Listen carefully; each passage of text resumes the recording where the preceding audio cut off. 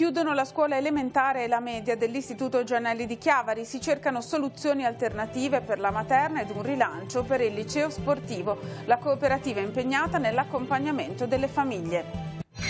Tornano le giornate FAI di primavera, il 23 e il 24 marzo nel Tigullio aperti alle visite tra gli altri Torre Marconi e la chiesa di San Nicolò dell'Isola a Sestri Levante e Casa Carbone a Lavagna. Non dobbiamo avere paura delle prove se come il figlio restiamo fedeli alla parola del padre. L'invito del vescovo che ha incontrato a Reppia i fedeli della Val Graveglia. 12 nuovi ministri della Comunione saranno istituiti domenica nella giornata diocesana per i ministeri laicali e le cantorie. Con loro anche una cinquantina di nuovi lettori. I cantori rinnoveranno il loro impegno. 180 piccoli atleti in campo, domenica arriva a Trigoso per la quarta edizione del trofeo giovanile organizzato da Judo Levante. Cresce l'attesa per un appuntamento ormai tradizionale.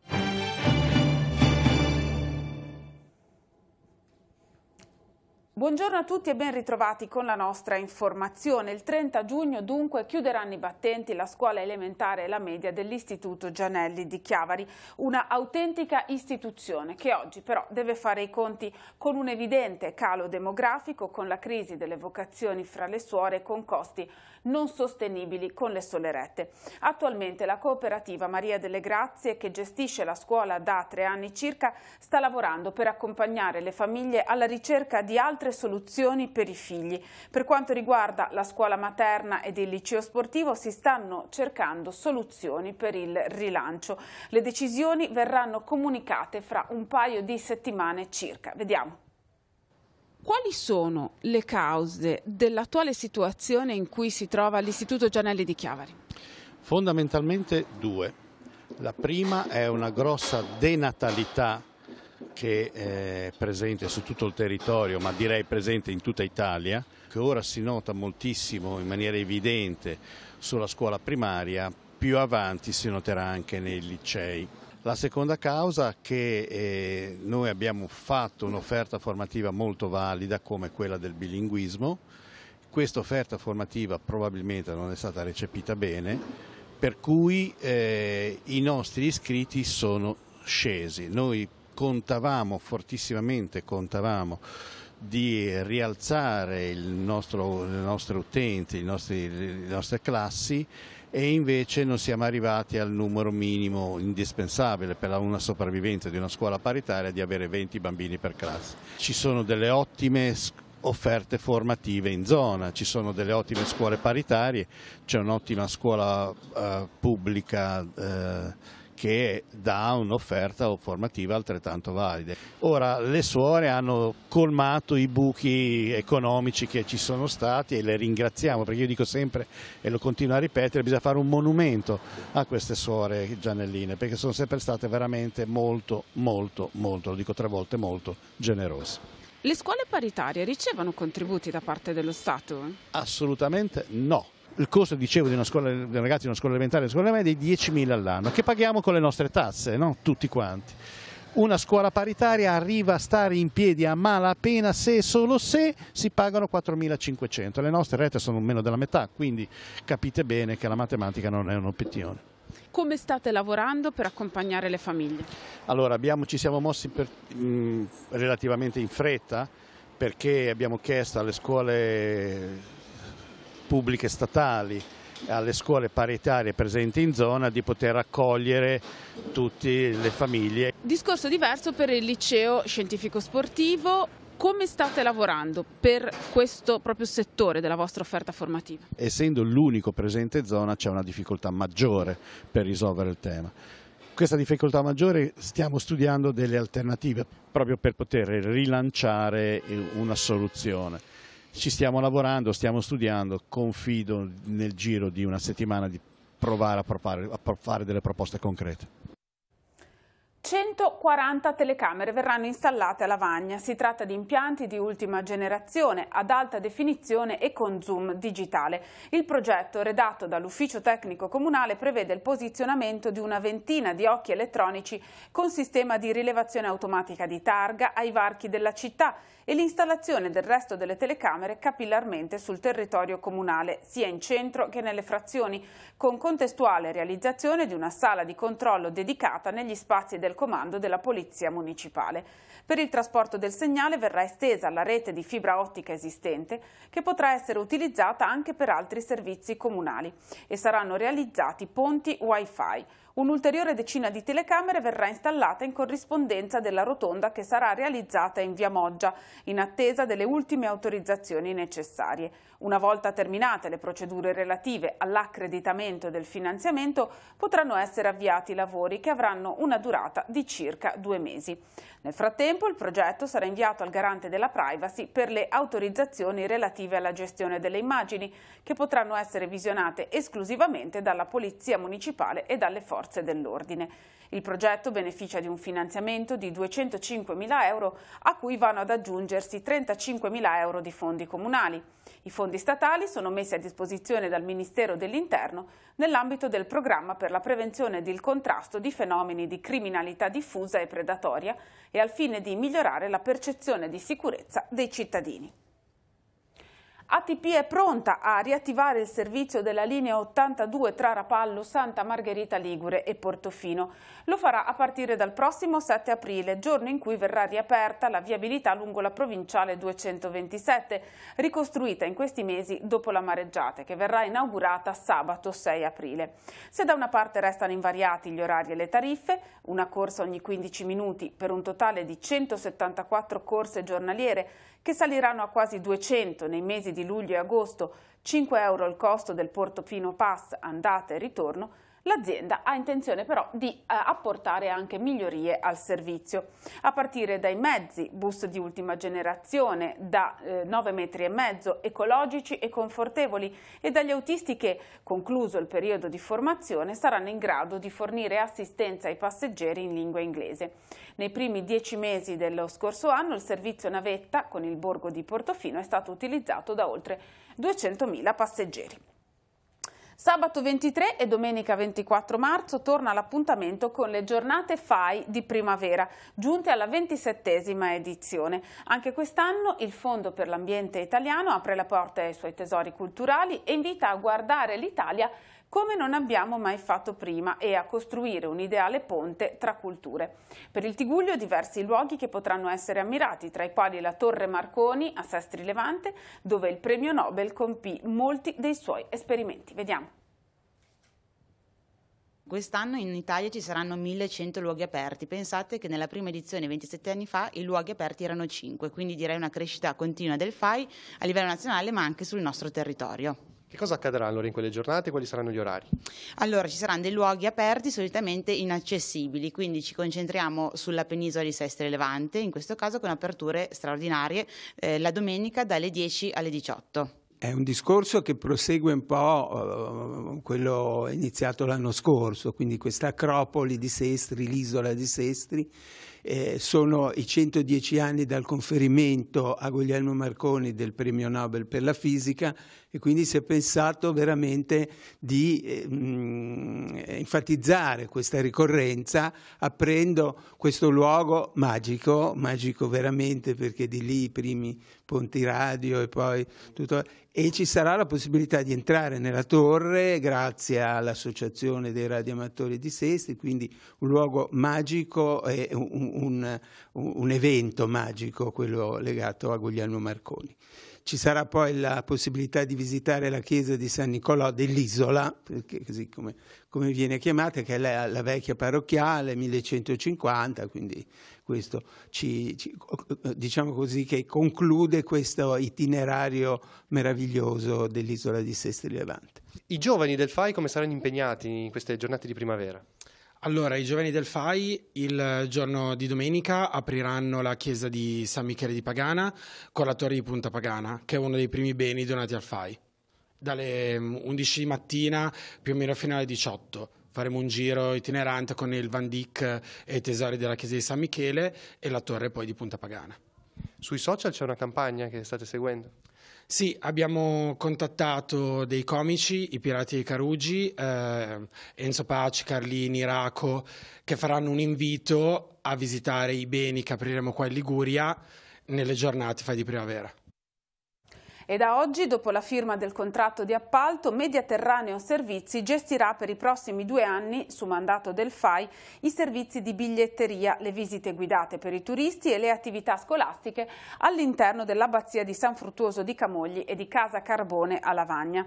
Nei prossimi mesi saranno elaborate ulteriori proposte legate agli aspetti storico-artistici dell'abbazia, a quelli naturalistici del Monte di Portofino, alle tradizioni e alle attività locali, agli spunti offerti dalle mostre temporanee.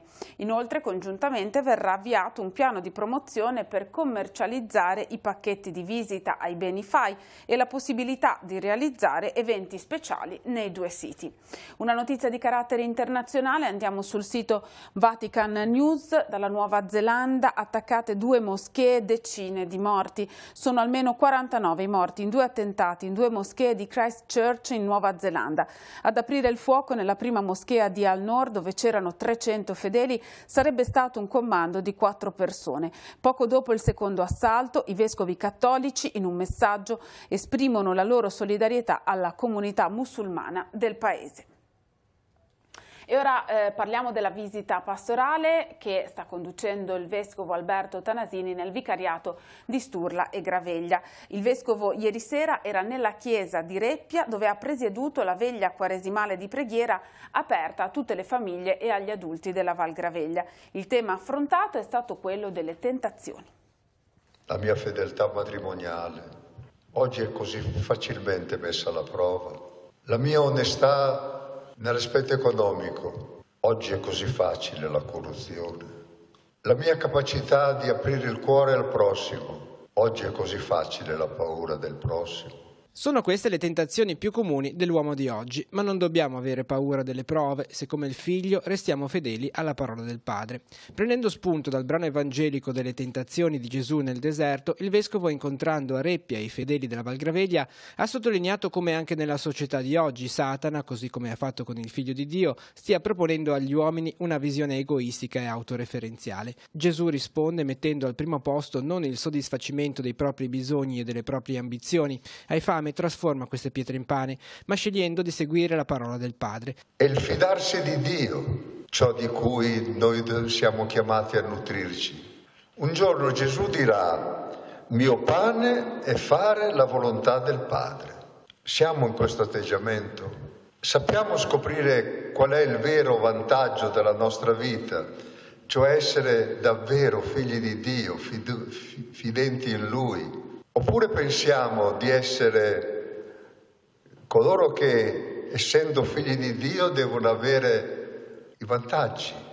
Vantaggi che Satana mette di fronte a Gesù nel tentarlo e che lui rifiuta seguendo la parola. Così oggi è chiamato a fare ogni cristiano nella sua vita, dove le prove e le tentazioni non mancano. Nella nostra vita ci sono le prove, che non sono soltanto i momenti di difficoltà o le sofferenze, ma sulle prove anche sono quelle delle scelte, dei discernimenti.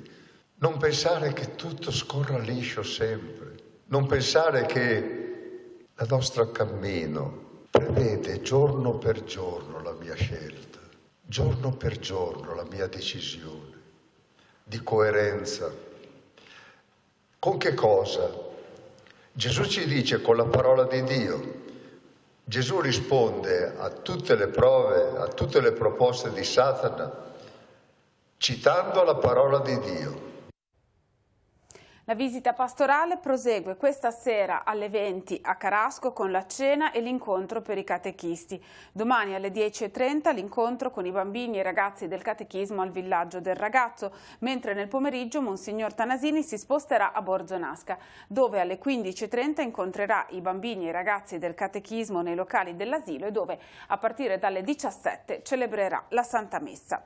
Domenica si celebra la giornata dei ministeri laicali e delle cantorie.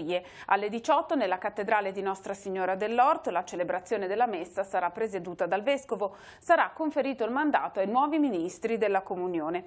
I cantori, i sacristi e i lettori pronunceranno le loro promesse. La Santa Messa sarà trasmessa in diretta TV su Telepace 1 al canale 15. La giornata diocesana dei ministeri e delle cantorie come vi trova quest'anno? A che punto del cammino che state compiendo? Beh, intanto diciamo che per la diocesi è sempre un appuntamento importante perché riassume, come dicevi nella domanda, il cammino liturgico che la diocesi fa, che è un cammino di partenza inevitabilmente, perché parte dal documento che il Vescovo ha consegnato alla diocesi lo scorso 10 giugno, dove dedica gran parte del documento alla formazione liturgica e alla liturgia come luogo per la crescita della nostra fede, anche come luogo formativo, e per dirla con Papa Francesco come luogo di evangelizzazione per mezzo della bellezza. Quindi la giornata dei ministeri va in questa direzione e insieme valorizza tutte quelle persone che all'interno delle comunità parrocchiali prestano il loro servizio nei modi più diversi. Anche quest'anno sarà consegnato il mandato ai nuovi ministri della Comunione? Sì, ci saranno 12 nuovi ministri della Comunione che si sono formati in queste settimane, che appunto riceveranno il mandato per le mani del Vescovo e saranno inviati nelle loro comunità. Ci saranno poi una 50, 60 circa di lettori, alcuni della zona del vicariato della Val Fontana Buona, altri dell'ambito di Santa Margherita Rigule e Portofino, che hanno fatto il corso in loco proprio nei rispettivi luoghi di appartenenza, e poi ci saranno i coristi che rinnovano le loro promesse, e la promessa più grande è quella di animare la celebrazione cantando e pregando, e anche i sacristi che rinnoveranno il loro essere a servizio della Chiesa nella cura del Tempio. Il percorso che avete avviato nei vari vicariati di formazione, che risposta ha avuto da parte delle comunità? C'è interesse, c'è partecipazione? Ma finora ha avuto una buona risposta, certamente bisogna continuare soprattutto a muoversi nei diversi vicariati per favorire la maggior partecipazione di persone, per raggiungere più persone possibile, senza dimenticare che avremo ancora alcuni momenti formativi specifici per i vari ministri e un momento finale qui a Casa Marchesani il 21 maggio alla sera, proprio di conclusione, dove vogliamo tirare le fila un po' del lavoro fatto e dove chiederemo a un relatore di dirci quali sono le piste di lavoro da qui in poi. Monsignor Alberto Tanasini incontra il mondo del lavoro. In occasione della festa di San Giuseppe Lavoratore, martedì 19 marzo, il Vescovo celebrerà la Santa Messa aperta a tutti i lavoratori. La celebrazione avrà inizio alle 18:30 nella Cattedrale di Nostra Signora dell'Orto a Chiavari. La liturgia sarà animata dal coro dei lavoratori della diocesi. Tutti sono invitati a partecipare. Domani alle 20:30 a Rivarola di Carasco, in vista della festa patronale, ci sarà un momento di approfondimento sul tema San Giuseppe e la figura del padre. Interverrà il parroco di Santo Stefano del Ponte a Sestri Levante, Don Marco Torre. L'appuntamento è nella palestra di via Vittorio Veneto. Dalle 19 sarà possibile condividere la cena. Durante l'incontro alcuni volontari accompagneranno nel gioco i bambini. Quest'anno la sottosezione di Chiavari dell'Unitalsi festeggia il 90° anniversario dalla sua fondazione. Dal 1929 infatti tanti volontari accompagnano le persone malate o disabili nei pellegrinaggi, come esperienza di carità che educa nell'agire quotidiano ad essere sostegno, vicinanza e solidarietà. Il primo appuntamento per festeggiare questo importante anniversario sarà sabato 6 aprile con la Santa Messa celebrata alle 10:30 dal Vescovo nella Cattedrale di Nostra Signora dell'Orto. Seguirà l'inaugurazione della nuova sede in corso a Sarotti. Domenica nei locali della Bocciofila di Riva Trigoso si terrà la 4ª edizione del trofeo di judo giovanile organizzato da Judo Levante. Sono già 180 i bambini e i ragazzi iscritti. I partecipanti sono bambini che vanno dall'anno 2015 al massimo al 2008. Sono divisi in categoria bambini, fanciulli e ragazzi, insomma così. Avete già un buon numero di iscritti? Sì, abbiamo già un buon numero di iscritti, siamo già arrivati a 180 iscritti e la partecipazione è prevista anche dal Piemonte con Alessandria che porta 15 partecipanti. Purtroppo abbiamo avuto un piccolo intoppo sull'uso della palestra comunale di via Lombardia, ma non ci siamo persi d'animo. Con l'aiuto del nostro collaboratore ormai da anni, il Kral dei Cantieri, che partecipa anche lui con i suoi atleti alla nostra attività sportiva annuale, abbiamo trovato una nuova, come si dice adesso, location nella Bocciofila di Riva Trigoso. Come nasce la collaborazione tra il Kral Fincantieri e l'associazione Judo Levante? Allora, è già da anni che è nata questa collaborazione, è nata perché io conoscevo già l'associazione Judo Levante, perché da ragazzino facevo judo e con la nascita di mio figlio ha espresso la volontà di fare judo. Io, conoscendo la Judo Levante, mi sono recato da loro per portare mio figlio, e poi da lì è nata la collaborazione. Essendo io presidente del canale della Fincantieri, è nata la collaborazione con la palestra. Questa manifestazione, come abbiamo sentito, porterà molti atleti a Sestri Levante, quindi anche un indotto per la città. Sì, certo, sarà un bel indotto perché 180 bambini iscritti fino adesso, poi c'è ancora la possibilità, perché nel judo funziona che fino all'ultimo momento possono arrivare iscritti, perciò poi con tutte le famiglie a seguito e tutto sicuramente sarà un bel indotto per la città di Sestri Levante. Per l'aspetto educativo, questo sport che cosa insegna principalmente? Secondo me insegna tantissimo, perché è un'arte marziale, insegna contatto, insegna tante cose, che anche il comportamento, perché è un sport sì di contatto ma non violento, perciò il comportamento con gli altri e stare insieme. Migliaia e migliaia di persone oggi in tutta Italia e nel mondo sono scese in piazza per la manifestazione Fridays for Future, organizzata per chiedere politiche sul clima. Qui siamo sulle pagine del sito internet del Secolo XIX per parlare di quella che è stata la manifestazione genovese, dove si sono radunati anche tante persone provenienti dal Tigullio, appartenenti a diverse sigle ed associazioni. La manifestazione è iniziata questa mattina alle 9:30 con un presidio in piazza De Ferrari, dove sono stati preparati slogan e manifesti. Da qui i giovani hanno raggiunto in corteo il Porto Antico, dove è stato organizzato un flash mob per simulare gli effetti del cambiamento climatico. Ad aprire il corteo sono stati piccoli studenti delle scuole elementari genovesi, capitanati da 150 alunni della Daneo, autorizzati a prendere parte alla manifestazione dalla dirigente scolastica. Erano mascherati da api e coccinelle, perché le api e le coccinelle sono i primi esseri viventi a morire quando c'è un ecosistema inquinato, ha spiegato la maestra Enrica, che ha accompagnato gli alunni. Questo un breve resoconto della manifestazione genovese. Ora sfogliamo le pagine dei quotidiani in edicola questa mattina, poi ci ritroviamo per gli ultimi aggiornamenti e la cronaca. Avvenire titola "Cambiamo clima". Giovani in piazza in 1693 città nel mondo per chiedere la svolta ambientale. Gruppi e scuole cattolici in cammino sulla via tracciata dalla Laudato Si di Papa Francesco. Greta Thunberg, questa giovanissima che ha promosso la marcia, o le marce, le manifestazioni, è stata proposta per il premio Nobel per la pace. E poi una bella foto, un cuoco molto molto bravo ma molto speciale. Più dai dolci alle cene, l'inclusione servita, lavoro e autonomia per i ragazzi Down. Rinvio corto per la Brexit, ma l'Unione Europea teme lo strappo. Passa questa volta la proposta May, divorzio entro giugno, ma a quali condizioni si chiede avvenire? La strage del 72 a Derry, ricorderete, un parà a processo per il Bloody Sunday. E poi rivista in Polonia, copertina shock, così si riconosce un ebreo. Crisi delle costruzioni, gli edili in sciopero chiedono il rilancio. Nelle pagine interne di Avvenire, sempre più anziani e più soli, un'emergenza in molti paesi. Dopo i 75 anni, 4 persone su 10 non hanno vicino né parenti né amici. In Inghilterra le prime politiche pubbliche, e sono i rischi e le opportunità delle tecnologie che possono aiutare. Le persone che assistono i propri cari affetti da demenza o altre malattie invalidanti sono anche loro soggetti definiti fragili. Siamo sul secolo XIX, la prima pagina, la terra nelle mani dei ragazzi, manifestazioni in tante piazze del mondo. Greta, che è la promotrice, non condannateci a pagare i vostri fallimenti. E poi c'è la fotonotizia, Liguria a scuola con i futuri guardiani e cetacei. E ancora Brexit rinviata per altri 3 mesi, May propone il patto con l'Unione Europea. Sentenza di Genova a fondo di Conte, niente giustifica un femminicidio, insorge l'associazione magistrati, commenti semplicistici aizzano l'opinione pubblica.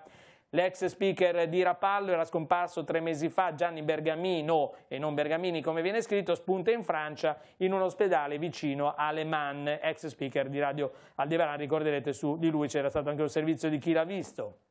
E poi riapre il 7 aprile la 227 tra Portofino e Santa Margherita. Nelle pagine del Levante invece troviamo le biciclette. Fuori legge nell'area pedonali, pronti 150.000 euro per un circuito. Decine tra i 4.000 ciclisti in città ignorano i divieti nel centro storico, in particolare in via Martiri Liberazione e via Vittorio Veneto. 20 all'anno vengono multati. 4.000 sono i ciclisti di Chiavari, 20 ciclisti multati ogni anno, 70 euro le sanzioni per gli inadempienti e 10 gli incidenti che coinvolgono annualmente i ciclisti in città. Ancora dal secolo XIX, dalle biciclette ai taxi, Sestri fa il dietrofront, no al taxi comprensoriali, troppo piccolo il bacino con lavagna, l'assessora Bixio, abbiamo deciso di riorganizzare il servizio entro i nostri confini, rammarico tra alcuni titolari di licenza, le tariffe si sarebbero potute abbassare.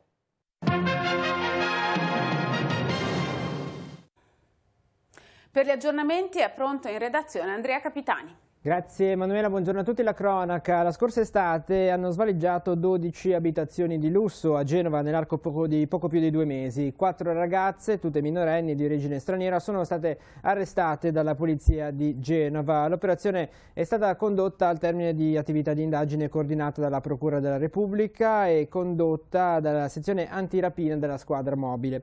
Grazie alla ricostruzione virtuale delle scene del crimine effettuata grazie ai filmati di videosorveglianza è stato possibile individuare le responsabili di tutte le ragazze di età compresa tra i 14 e i 17 anni. Il gruppo agiva in maniera collaudata. Prima veniva effettuato un sopralluogo, poi le ragazze si introducevano nelle case e una volta messo a segno il colpo si dileguavano sparpagliandosi per il nord e il centro Italia.